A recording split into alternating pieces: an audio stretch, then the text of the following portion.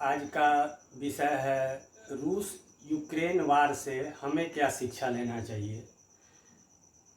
इस संबंध में बात करने से पहले रूस यूक्रेन का जो युद्ध हुआ तो जो 2 महीना लगभग हो गया है। 2 महीना में रूस अभी तक पूरी तरह से यूक्रेन पर कब्जा नहीं कर पाया। वो क्यों नहीं कर पाया? लोग सोच रहे होंगे कि रूस हार गया है, ऐसी बात नहीं है। पहला बात तो कि जब रसिया ने हमला किया उस वक्त यूक्रेनी सेना जो है वो तमाम जगह से फैले हुए सेना वो सिक्योर करके बड़े बड़े शहरों को घेराबंदी कर दिया और बॉर्डर पर लड़ने के बजाय ज़्यादा शक्ति अपने मुख्य शहर को ही घेराबंदी में लगाया, आसपास का पुल को तोड़ दिया। दूसरा सबसे बड़ा कारण हुआ क्या कि जो वहाँ के 18 साल से लेके 60 साल तक के लोगों को यूक्रेन के जो प्रधानमंत्री हैं, राष्ट्रपति, जो बाहर नहीं जाने दिए, सेना और वहाँ के आम जनता दोनों एक साथ मिल गए। अब जो है रूसी सेना को ये पता नहीं है कि हम जो रूसी सेना तो में जहाँ जहाँ सैन्य ठिकाना है वहाँ वहाँ बमबारी करके नष्ट किया, लेकिन यूक्रेनी सेना ज़्यादा मरा नहीं, क्योंकि यूक्रेन सेना जो है वो सैनिक जहाँ सेंटर होता है वहाँ से वो लोग निकल के शहर में फैल गए थे। और अब जो है रूस को यदि सेना पर हमला करना है तो उसे बहुत से ज़्यादा आम जनता को या वहाँ के आम नागरिक को मारना पड़ता। इसलिए कभी कभी आप लोग देखे होंगे कि रूसी सेना जो है वो मॉल पर भी बम गिरा कर देती थी। अब जो है आम जनता भी लिए हुए है आर्म्स वगैरह। उसी के बीच में यूक्रेन की सेना छिपी हुई है। अब इस स्थिति में सेना को अलग करना संभव नहीं था और रूस को लग रहा था कि कहीं ना कहीं हम ज़्यादा यदि बमबारी करते हैं रिहायशी इलाका पर तो उस स्थिति में आम जनता की ज़्यादा हत्या होगी या आम जनता ज़्यादा मरेंगे, तो विश्व में कहीं ना कहीं इस बात की चर्चा होगी या आलोचना होगी। इस बात से रूसी सेना ने बड़ा रिहायशी इलाकों पर बमबारी नहीं किया। अब आते हैं मुख्य विषय पर। कोई भी ऐसा युद्ध होता है या कोई भी बड़ा कार्यक्रम होता है या कोई भी चीज़ होता है विश्व में, कोई घटना, तो उससे हम कुछ ना कुछ सीखते हैं। तो अब आते हैं कि रूस और यूक्रेन का जो युद्ध हुआ या अभी जो चल रहा है उससे हम क्या सीख सकते हैं। तो आप लोग देखे होंगे न्यूज़ चैनल वगैरह में देखे होंगे कि भारत से भी बहुत सारे न्यूज एंकर या वहाँ के भी जो विदेशी नागरिक हों या पत्रकार हों वो मेट्रो स्टेशन में जाके छिपे हुए हैं। कहने का मतलब है कि युद्ध के समय यदि बड़ा बड़ा शहर है इंडिया का, या तो दिल्ली हो, बॉम्बे हो, मुंबई हो या कोलकाता हो, लखनऊ हो, कानपुर हो, जो भी बड़ा शहर है, हमें मेट्रो स्टेशन पर ज़्यादा ध्यान केंद्रित करना चाहिए जो युद्ध के समय हमें काम आएगा। मेट्रो स्टेशन बनता है बड़े बड़े शहर में, एक तो पोल्यूशन का भी कम होता है पोल्यूशन। दूसरा है क्या कि जो जाम की समस्या वो भी ख़त्म होता है। और तीसरा, हमें किसी कारणवश भविष्य में यदि युद्ध होता है तो उस स्थिति में हमको मेट्रो स्टेशन जो है वो बहुत मदद करता है। तो बड़े बड़े शहरों में सरकार का ये ध्यान होना चाहिए कि हमको मेट्रो स्टेशन का या मेट्रो ट्रेन का विकास करना है। दूसरा, आप लोग देखे होंगे कि बड़े बड़े होटल में, जो बड़ा बड़ा शहर है, जो कीव वहाँ का शहर है, खार्किव था, वहाँ शहर में जो है बेसमेंट वगैरह ज़्यादा बना हुआ था। बेसमेंट में लोग जा कर के छुप जाते थे जब सायरन वगैरह बजता था उस समय। तो कहने का मतलब है कि आप यदि दिल्ली वासी हैं या मुंबई वाले हैं या चंडीगढ़ हो या चेन्नई, कोलकाता, लखनऊ, कानपुर या जो बड़े शहर में रहते हो, आप यदि सक्षम हैं आप यदि पैसा सामर्थ्यवान है तो आप अपने घर में बेसमेंट बनाइए। ठीक है, आपके पास पैसा है, सामर्थ्य है, तो बेसमेंट बना के रखते हैं तो बहुत बड़ा हानि नहीं है आपके पास। बेसमेंट बनाने का मतलब हो गया कि युद्ध के समय में बेसमेंट बहुत काम आता है। तीसरा कारण हुआ कि छोटा हथियार, किसी भी देश पर कोई यदि बड़ा देश कितना भी बड़ा हो, कब्जा करने के लिए आपको जमीनी लड़ाई लड़ना होगा। उस वक्त आपको छोटा हथियार, कितनों आप फाइटर प्लेन से बम, घाटा हानि कर देना अलग बात है, लेकिन उस देश पर कब्जा करना है तो छोटे हथियार जो आधुनिक हो वो काम में लिया जाता है। यूक्रेन में हुआ क्या कि 1 सप्ताह 10 दिन बाद 15 दिन बाद ही यूक्रेन में छोटे हथियार की कमी हो गई। वहाँ के जो राष्ट्रपति हैं वो छोटे हथियार का मांग किए, जैसे कि हमारा जो है रॉकेट लॉन्चर हो गया, जाए एक मिसाइल जो आता है जो हेलीकॉप्टर या जहाज को अमेरिका से छोटा मिसाइल आता है उसको जो मार देता है, तो स्ट्रिंगर मिसाइल कहा जाता है उसको, उसकी ज़्यादा ज़रूरत होती है। दूसरा, बम बारूद एनिमेशन जो इस काम में आवे, कम से कम युद्ध को जो है 6 महीना साल भर तक युद्ध चल सके तो छोटे हथियार पर्याप्त मात्रा में रहना चाहिए।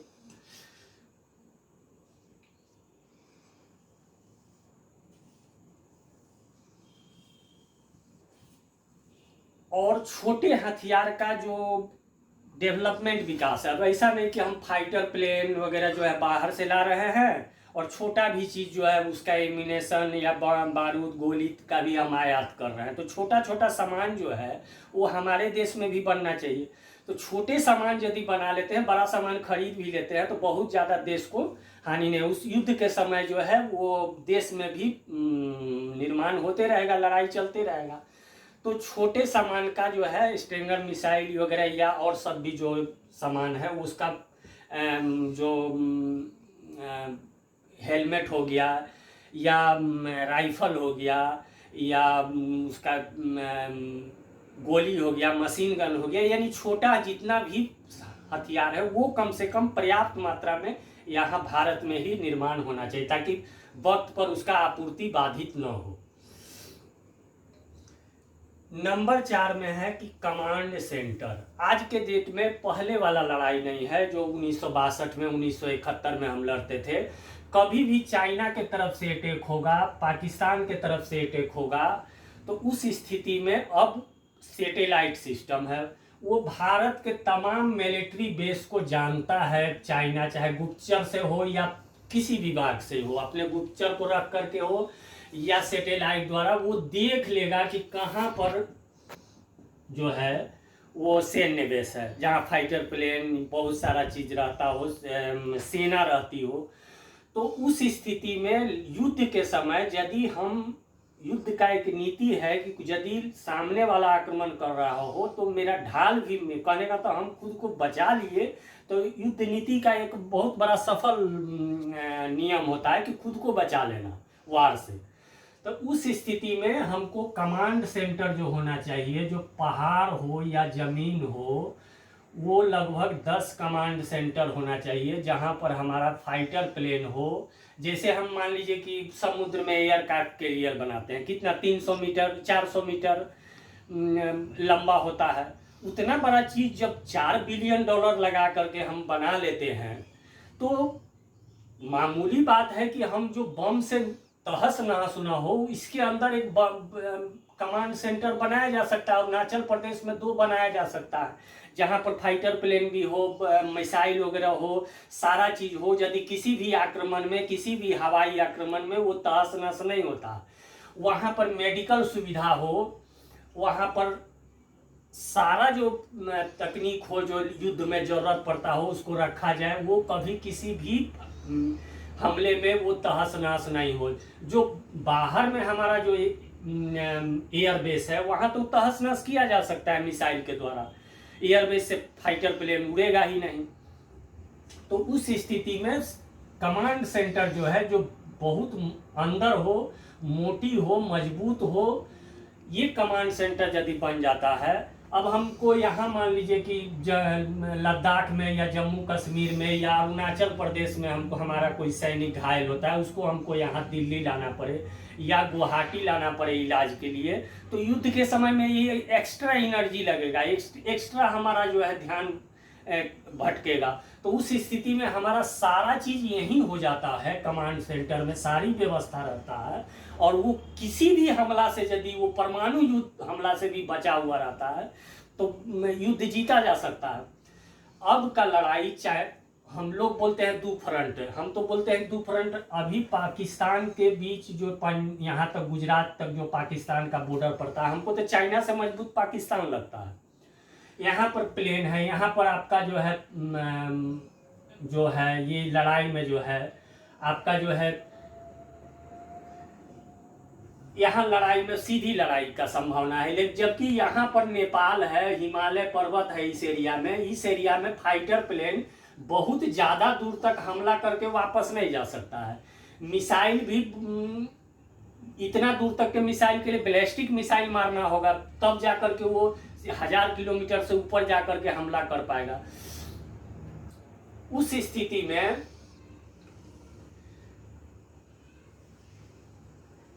हमें इस जगह पर हम चाइना को यदि ज़्यादा क्षति करते हैं, ज़्यादा हम आगे बढ़ते हैं, तो उस समय चाइना भी बैठा हुआ है, चाइना हमको बढ़ने नहीं देगा, और जब भी हम आगे बढ़ेंगे तो हमको ज़्यादा क्षति उठाना होगा।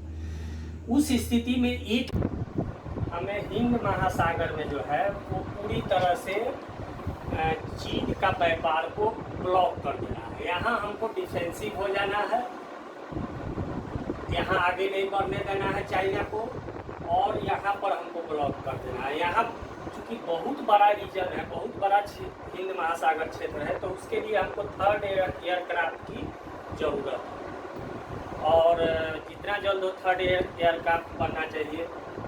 चौथा, एयरक्राफ्ट कैरियर यदि 10 साल बाद रिटायर होने वाला है तो और 10 साल बनाने में लगता है, तो उसकी जो है शुरुआत हमें अभी से ही कर देना चाहिए, ताकि जो एनी टाइम मतलब साल के 365 दिन 3 एयरक्राफ्ट जो है हिंद महासागर में चाहिए, और पर्याप्त मात्रा में जितना जरूरत हो पनडुब्बी चाहिए। लेकिन फाइटर प्लेन जो है बहुत ज़्यादा, फाइटर प्लेन जो है यहाँ पर जो प्लेन बहुत ज़्यादा, जब हमको आगे बढ़ना हो तभी उस स्थिति में फाइटर प्लेन का ज़रूरत है, न तो बहुत सारा मिसाइल इतना ज़्यादा है कि उस आक्रमण को रोक देगा। उससे ज़्यादा ज़रूरी जो है वो हिंद महासागर को यदि हम ब्लॉक कर देते हैं, और ब्लॉकेज यदि हम 1 साल तक किए हुए रहते हैं, और यहाँ पर छिटपुट युद्ध जारी रहता है, तो उस स्थिति में 1 साल के अंदर चाइना का जो है स्थिति युद्ध से ज़्यादा उसको हानि होगा, और वो चाइना जो है वो फ्रीज हो जाएगा। फ्रीज मतलब उसका जो इकोनॉमी जो है वो फ्रीज हो जाएगा, क्योंकि चाइना का 60% व्यापार यहीं से होता है। वो उधर अमेरिका टप के जा नहीं सकता है व्यापार करने के लिए। उस स्थिति में उसे हिंद महासागर आना होगा। पाकिस्तान में भी बगल से जाता है तो हिंद महासागर निकलना होगा, वहाँ पर ब्लॉकेज करना है। तो यहाँ पर हमारी मजबूती रहना चाहिए, ताकि चाइना एक बार हमला जरूर करना चाहेगा हिंद महासागर में आने के लिए अपने जो एयरक्राफ्ट कैरियर है उसके द्वारा, तो यहाँ हम अपने द्वीप से जो है यहाँ पर रोक सकते हैं। और इस जो यूक्रेन और रसिया युद्ध से एक बात और शिक्षा हमारे जो छोटे छोटे देश को लेना चाहिए, जैसे मान लीजिए कि यहाँ पर हो गया नेपाल, बांग्लादेश, श्रीलंका, पाकिस्तान, म्यांमार, भूटान। तो छोटा देश को ये शिक्षा लेना है कि माने आप छोटा नहीं है, आप भौगोलिक दृष्टिकोण से छोटा है या जो भी है, तो उस स्थिति में आप जब बड़ा देश या आपके पड़ोसी के साथ जब कोई युद्ध होता है, तो या युद्ध से पहले भी हम किसी भी तरह से चाइना को सैनिक गतिविधि में हम अपने जमीन का इस्तेमाल या हम राजनीतिक स्तर पर या भौगोलिक स्तर पर किसी भी तरह का इस्तेमाल हम चाइना को नहीं करने देंगे। श्रीलंका ने जब पाकिस्तान से 1971 में युद्ध हुआ था तो श्रीलंका जो यहाँ पर पड़ता है उसने यहाँ से पाकिस्तान को ऑयल मतलब तेल देने का काम किया ताकि वो बांग्लादेश में जो है प्लेन जो है वहाँ बम बरसा सके। तो श्रीलंका ये गलती किया। श्रीलंका का आज जो हालत है, अपने जो सैटेलाइट का नाम रावण रखे हुए हैं, तो आप वैसे इंडिया से जो है दुश्मन का नाम रखे हुए हैं अपने सैटेलाइट को, और आपने यहाँ पर एक जो है आप बंदरगाह दे दिए चाइना को। कहने का मतलब कि आप अपनी आर्थिक स्थिति मजबूत करने के लिए आप जिस देश से, चाइना से हो, जहाँ से हो, जो व्यापार करना हो कीजिए, लेकिन भारत के लिए आप पड़ोसी हैं तो भारत को किसी प्रकार का सैनिक क्षति न हो और किसी दूसरे देश को लाभ मिल जाए, ये काम आपको नहीं करना होगा। नहीं तो भारत को भी अपना रूल में चेंज करना होगा कि यदि युद्ध के समय किसी भी स्थिति में हमारे पड़ोसी देश, हम तो कहते हैं संसद में पास हो जाना चाहिए इस नियम को, कोई भी हमारे पड़ोसी देश यदि किसी भी स्ट्रेटेजिक सहायता प्रदान करता है या भौगोलिक भूमि या किसी भी तरह का सहायता प्रदान करता है हमारे जो आक्रामक देश द्वारा, तो उस स्थिति में हम भी अपना उस देश को ही अपना दुश्मन ही समझेंगे और वही व्यवहार करेंगे जो हम चाइना के साथ या अन्य देशों के साथ करते हैं।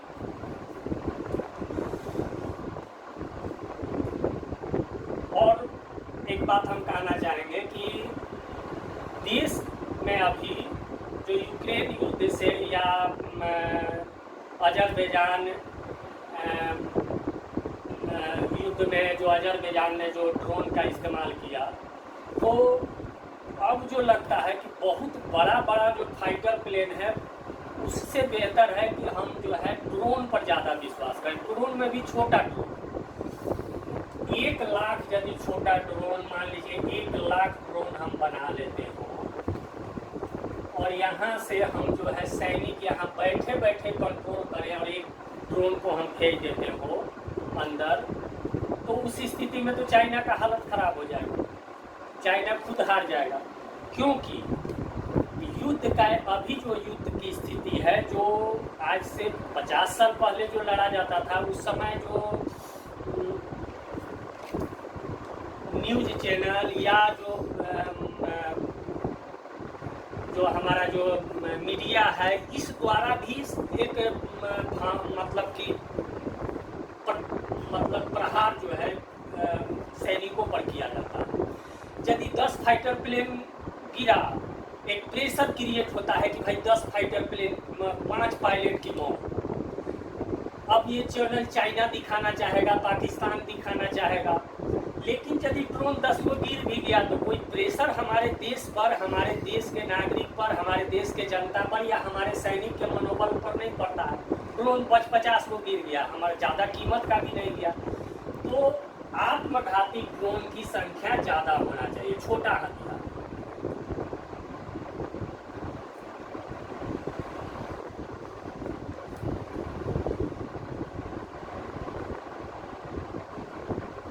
परमाणु पनडुब्बी पर ज़्यादा जोर दिया जाए, स्मॉल यानी छोटे हथियार का जो है पर्याप्त मात्रा में भंडारण हो, पड़ोसी देश का शिक्षा। हाँ, रिजर्व फाइटर जेट जो है हमें इस तरफ रखना है,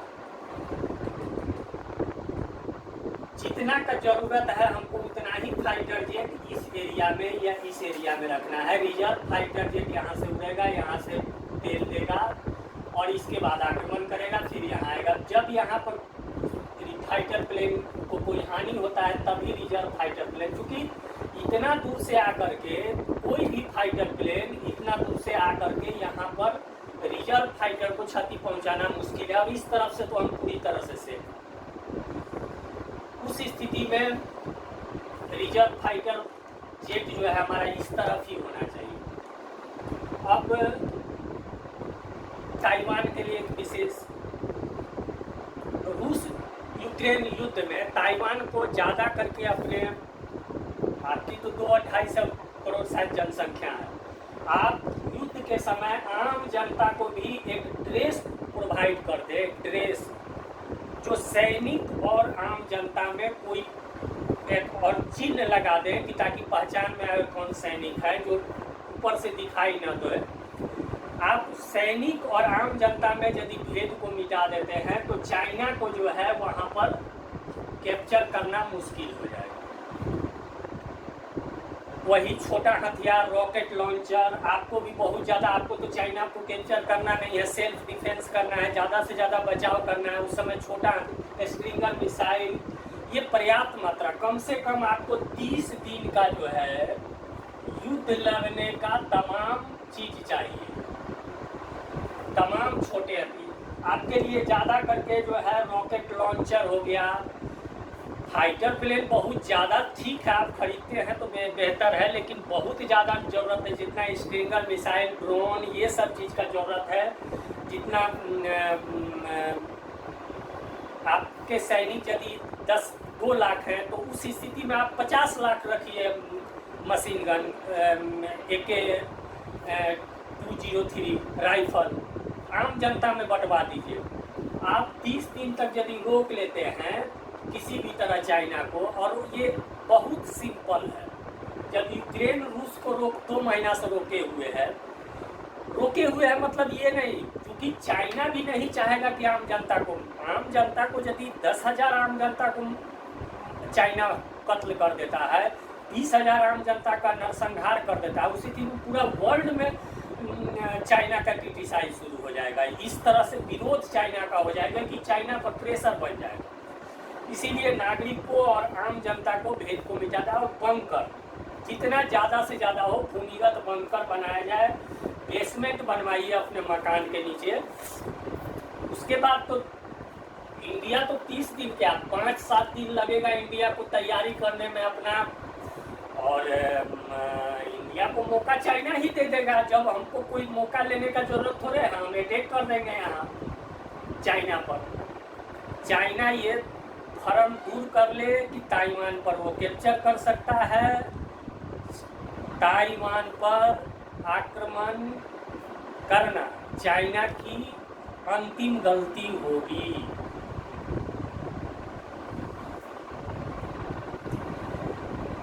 तो इन सब बातों पर फिर हम अगले वीडियो में चर्चा करेंगे। और हम एक बात कहना चाहेंगे कि हमारी जो निगरानी है पूरे विश्व में, अमेरिका से लेकर विश्व में सभी जहां पर मानवाधिकार का हनन हो रहा, गोरा काला किसी भी तरह का, गरीब अमीर का जो भेदभाव है, उस पर पैनी नजर है मेरा।